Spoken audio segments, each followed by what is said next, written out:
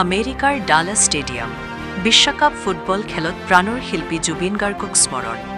৭ সাগৰ ১৩ নদী পাৰৰ সুদূৰ আমেৰিকাৰ ডালাছ ষ্টেডিয়ামত পৰ্তুগাল বনাম স্পেইনৰ মাজত অনুষ্ঠিত ফিফা বিশ্বকাপৰ শ্বাসৰুদ্ধ ফুটবল খেলখন চলি থকাৰ মাজতে গেলেৰীৰ ফুটবলপ্ৰেমী দৰ্শকৰ মাজৰ পৰা গুঞ্জৰিত হ'ল অসমীয়াৰ প্ৰাণৰ শিল্পী জুবিন গাৰ্গৰ মায়াবিনীৰ কিয়দাংশ ডিঙিত অসমীয়াৰ স্বাভিমান গামোচা লৈ আৰু জুবিন গাৰ্গৰ ফটো সম্বলিত টি-শাৰ্ট পৰিধান কৰি নগাঁৱৰ পুৰণিগুদাম চলচলিৰ ফুটবল প্ৰেমী মুছিবুৰ ৰহমান আৰু গুৱাহাটী পাঞ্জাবাৰীৰ ৰাতুল আহমেদে হাৰ্টথ্ৰব জুবিন গাৰ্গৰ প্ৰতি শ্ৰদ্ধা নিবেদন কৰি নিজকে জুবিন প্ৰেমী গৌৰৱী অসমীয়াৰ পৰিচয় দাঙি ধৰিলে দুই জুবিন প্ৰেমীৰ মাজৰ পৰা মুছিবুৰ ৰহমানে গুণগুণালে মায়াবিনী গীতটো যিহেতু জুবিন গাৰ্গ এজন মহান শিল্পী হোৱাৰ লগতে ফুটবল প্ৰেমীও আছিল জীৱিত কালত বিশ্বকাপ ফুটবল খেল কেইবাবাৰো উপভোগ কৰিছিল জুবিন গাৰ্গে বিশ্বকাপত ভাৰতৰ দল নাথাকয়ও জুবিন গাৰ্গে মনে প্ৰাণে বিচাৰিছিল ভাৰতৰ এটা দল হওক তাত অসমৰ খেলুৱৈয়ে অংশগ্ৰহণ কৰক জুবিন গাৰ্গৰ এনেবোৰ সপোনৰ কথা পৰ্তুগাল বনাম স্পেইনৰ খেল আৰম্ভ হোৱাৰ পূৰ্বেও ডালাছ ষ্টেডিয়ামৰ সন্মুখতো নিজৰ মনৰ ভাৱ প্ৰকাশ কৰিলে মুছিবুৰ ৰহমানে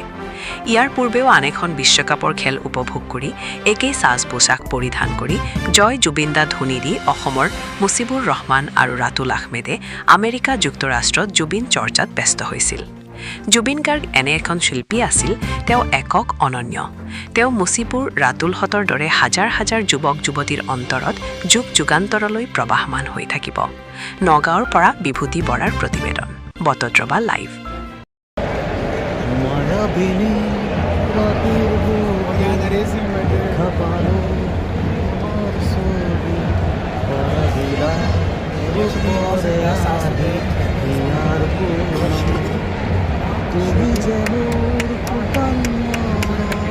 নিয়রে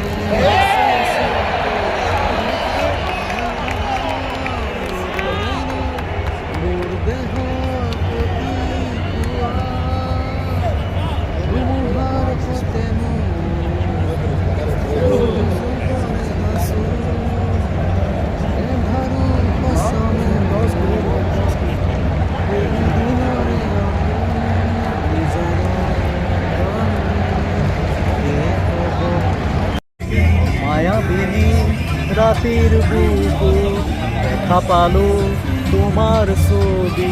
ধরা দিলা উপরে আহি ইয়ার আমি এতিয়া বৰ্তমান ডালাছ ষ্টেডিয়ামৰ বাতৰিত আছোঁ স্পেইন ভাৰ্চেছ পৰ্তুগাল খেলখন চাবৰ কাৰণে মই আৰু মোৰ সতীৰ্থ পাঞ্জাবাৰীৰ পৰা ৰাতুল আহমেদ আছে মোৰ লগত আমি অলপ পাছতে ষ্টেডিয়ামত আমি প্ৰৱেশ কৰিম এতিয়া আমি ষ্টেডিয়ামৰ বাহিৰত আছোঁ জুবিনদাৰ এটা সপোন আছিল যে তেখেতে ভাৰতীয় ফুটবল দলক অহা 10 বছৰৰ ভিতৰত ফিফা ষ্টেজত দেখিব বিচাৰিছিল আৰু তাতে 5টা অসমৰ ল'ৰা আমাৰ ফিফা বিশ্বকাপত খেলাটো তেখেতে বিচাৰিছিল মই ডালাছ ষ্টেডিয়ামৰ বাকৰিৰ পৰা আমাৰ মাননীয় মুখ্যমন্ত্ৰী হিমন্ত বিশ্ব শৰ্মা ডাঙৰীয়াক অনুৰোধ জনাওঁ যে আপুনি নোৱাৰা কাম একো নাই আপুনি ভাৰতীয় ফুটবলৰ যিটো গভাৰ্ণিং বডি তাৰ সৰ্বোচ্চ পদত আপুনি অধিষ্ঠিত হওক আৰু আপুনি ভাৰতবৰ্ষৰ বিভিন্ন জেগাত বিশ্ব মানদণ্ডৰ ষ্টেডিয়াম বনাওক বিশ্ব মানদণ্ডৰ ইনফ্ৰাষ্ট্ৰাকচাৰ বনাওক বাহিৰৰ পৰা আপুনি কোচ আনক ইটালী স্পেইনৰ যিটো ষ্টাইল অফ ফুটবল তেনেকুৱা কোচ আমাৰ অসম ভাৰতলৈ তথা অসমলৈ আপুনি আনক আনি পেলাই এটা শক্তিশালী ইণ্ডিয়ান টীম গঠন কৰক যাতে জুবিনদাই কোৱা মতে যেনেকৈ তেখেতে 10 বছৰৰ ভিতৰত ফিফা ষ্টেজত বিচাৰিছিলে ভাৰতীয় ফুটবল দলে খেলাটো তেনেকৈ যাতে আমি যাতে এইটো চাব পাৰোঁ আপোনাৰ জৰিয়তে ধন্যবাদ জয় জুবিনদা Football fans, please welcome to the pitch Senegal for the second half.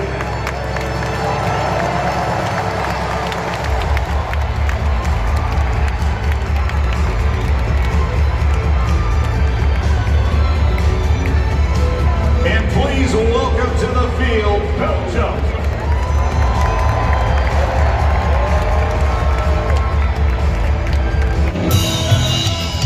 Lumen field ষ্টেডিয়ামৰ ফ্ৰণ্টত আছোঁ বেলজিয়াম ভাৰ্চেছ চেনেগাল মেচখন উপভোগ কৰিম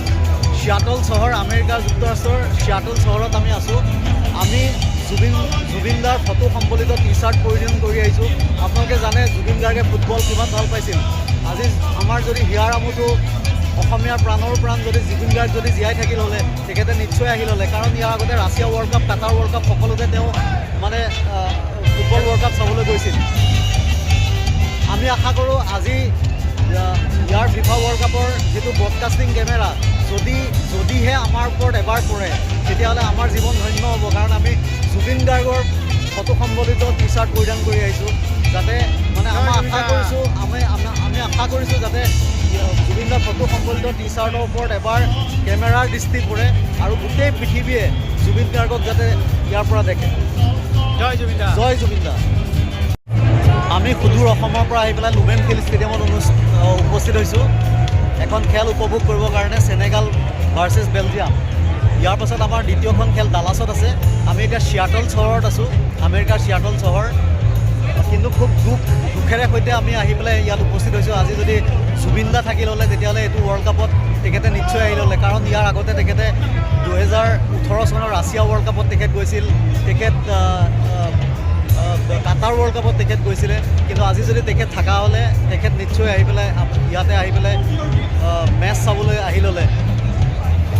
তেখেতে আপোনালোকে জানে তেখেতে ফুটবলৰ উত্তৰণৰ কাৰণে কিমান কি কাম কৰিছিলে।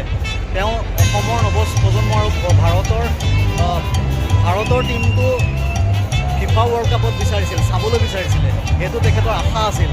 আৰু নৰ্থ ইষ্টৰ ফুটবলৰ উত্তৰণৰ কাৰণে বহুতেই কাম কৰিছিল।